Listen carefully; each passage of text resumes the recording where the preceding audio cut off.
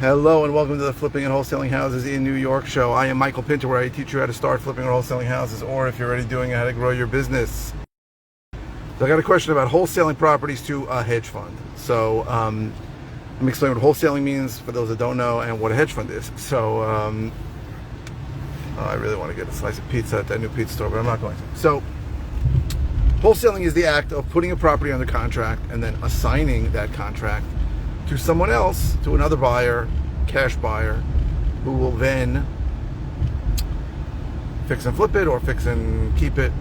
Hedge funds are massive funds that take a lot of money in and then invest in a bunch of different ways. So until 10, 15 years ago, almost every hedge fund was buying regular securities, so stocks, bonds, that kind of thing. But a lot of hedge funds lately have gotten into real estate. And some of the bigger funds were into bigger real estate. But a lot of the funds are now buying single-family homes, thousands and thousands of homes. I think it's still only less than 5% of all the homes in the country. But funds are buying single-family homes because they look at it as an appreciation play where they think the value is going to go up, and they look at it as something where they can get a certain yield on their investment. So most of these funds are only looking for a yield. They're going to buy and hold it, and they have certain criteria. We don't want to do that much work. We only want properties built after a certain date, for example. We only want properties with a certain amount of bedrooms and bathrooms. So the question is, how can you wholesale to a hedge fund? So the first thing is, they're not going to, almost no fund is going to buy in New York, right? Almost none. Because the numbers almost never work on a single family property in New York for it to be cash flow positive, because the debt service, because of the price point, right? Our properties are much more expensive here. So they don't have debt service, that's not relevant, but the taxes are very high.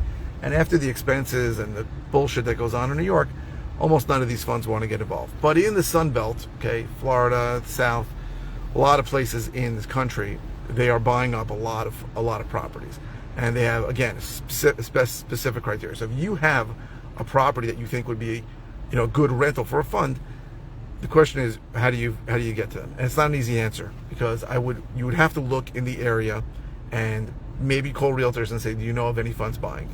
Understand that if you call a realtor, they are not going to give you the name of the fund. They are going to want to represent you to tell the fund if they know the fund that buys. There are specific buyers in all these funds in different areas also. So there is a tool that I use called Investor Lift. If you're interested in using it, it's $5,000 for the year. If you use my affiliate link, which maybe I'll put in the notes, maybe I won't. If you need any information about it, I'll let you know. And they are almost specifically geared for these funds. So if you have something and you post a property there, the funds will see it. That's one option. Really, that's the second. First option is to find the funds that are buying and find out who to contact. Second option is to use a tool like Investor Lift. Again, it's $5,000 a year. So if you sell one property to a fund for $5,000 more than you would have sold to anybody else, you've already paid for it. That's number one.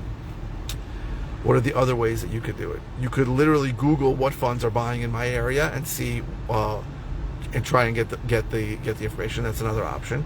But in general, you've got to understand that funds look at houses differently than regular buyers do. Regular buyers and if I'm buying from a wholesaler or buying a property, I am looking at what the ARV is, the after repaired value, and I am looking at what the repair estimates are. And I'm working on it as a function of that. The funds are really working on the basis of a yield. So the rental is going to have a huge, much bigger, much more weight in figuring out where they want to buy it. They're looking at that as a yield. They need a 6% yield, an 8% yield, and that means that all the money they're going to put in, so the purchase price plus whatever repairs they feel they need to make to get it rented for whatever price you do, what is their cash-on-cash return, right? Because they, in general, are paying, most funds pay 2 and 20. They pay 2% to their investors, 2% management fee. The investors pay them 2% management fee, and 20% of the profits. But they have to maintain a certain yield when they're buying rental properties, and what they're looking for is X yield, whatever it is. Now, assuming they're borrowing the money at a much lower rate, and then they're figuring they're going to eventually sell these in a massive block when they appreciate X amount. Right? So you got very, very smart people running this. Sometimes they hire idiots, but very often these are very, very sophisticated people who are looking at this in a very, very sophisticated way. They are not looking at it the same way that I look at it, and they're not looking at it the same way that other people look at it, because they have so much money. Most of these funds are billions and billions of dollars, they can operate on scale. What that means is they can hire property managers to manage multiple properties, and they're going to make money in multiple ways. They're going to make money usually because they're going to charge. If they're buying a property for $100,000, the seller does not get $100,000. The seller might get $80,000. You're like, where did that go? They're going to charge the seller a marketing fee. They're going to charge the seller all kinds of fees, and they're going to make the seller use their insurance company. Well, actually, they're going to use their insurance company, so they make money on the insurance. They're going to make the seller... Shit. Oh, that was close. I almost got into a massive accident.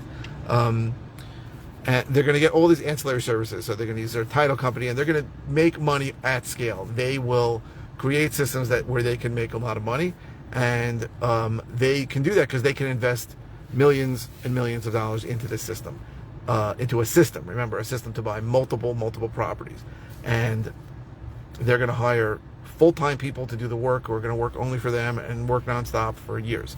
These are things that most smaller investors can't do. Now, I know guys who built up portfolios of 600-800 properties, but these guys are looking to buy 6,000 to 8,000 properties, and quickly.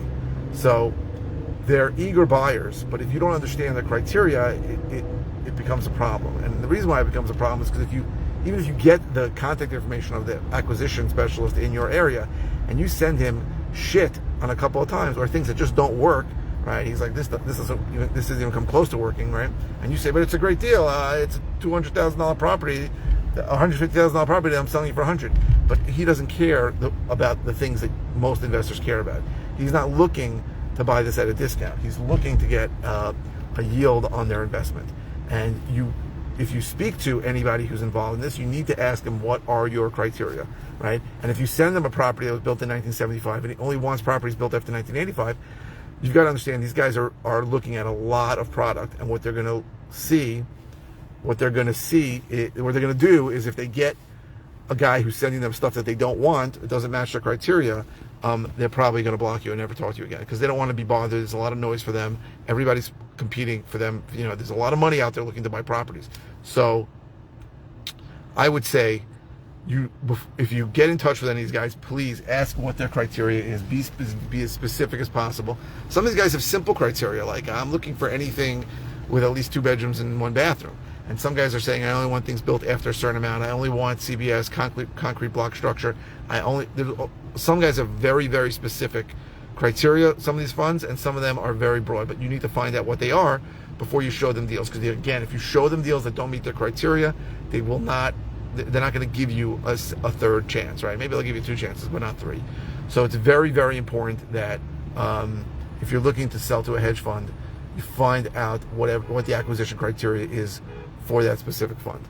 And again, don't bother in New York, because New York is not where they want to buy, right? And I completely understand that. It's complicated, it's different, and they want the same. Right? So most of them are looking in the Carolinas, they're looking in Florida, they're looking in states where things are easier and price points are lower. So I hope this was helpful. It's not, I don't have a magic list of hedge funds that are looking to buy and where they're looking to buy. And guess what? Even if I did, it can change any day. It could change in a week. It could change in a minute. So I would do the 3 steps I said before, which are speak to local realtors and Google which hedge funds are buying in my area. Try and find the acquisition specialist. You can use a tool like Investor Lift that will help you find these guys, because it's geared towards funds. Even though most of the acquisitions and deals on there are not going to or from hedge funds, it's still geared towards funds. So funds do look there, and that's it. I hope this was helpful. If you're interested in all the ways I can help you, go to either howtoflipnewyork.com or learntoflipandwholesale.com. If you're watching YouTube, please subscribe. If you're watching any media channel, please click the thumbs up. The likes really help the algorithm. A lot more people in seeing my videos. And please keep the questions coming. I'm trying to answer as many questions as I can. I thought I had a list of questions here, but I don't know where they are. So I'm going to do another video today, and I don't know what I'm going to talk about, so I got to go back to my office. Not important. You can ask any question. It does not have to be about the video you're watching. And if it's a simple answer, I'll just reply with an answer. If it's something that I've covered recently, I'll send you a link to a video on it. Somebody just asked me something about virtual. I just sent them a video that I did on it recently. And if it's something that I haven't covered in a while, or something I haven't ever covered, then I'll do a brand new video on it. So I really appreciate everyone who has been asking questions, liking the videos, and watching. Thank you very, very much. I really appreciate it.